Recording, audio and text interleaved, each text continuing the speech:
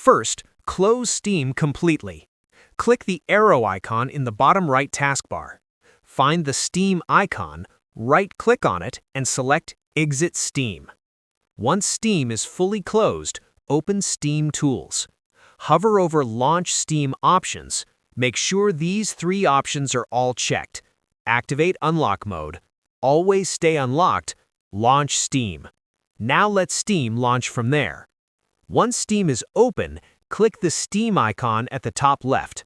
Go to Settings, click on the Download section. Scroll down and click Clear Cache. Steam will restart automatically. After it restarts, go back to Settings, click on the Interface section. Find Client Beta Participation.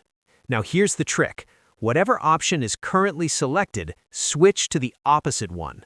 If it says No Beta Chosen, switch to Steam Beta Update. If it says Steam Beta Update, switch to No Beta Chosen.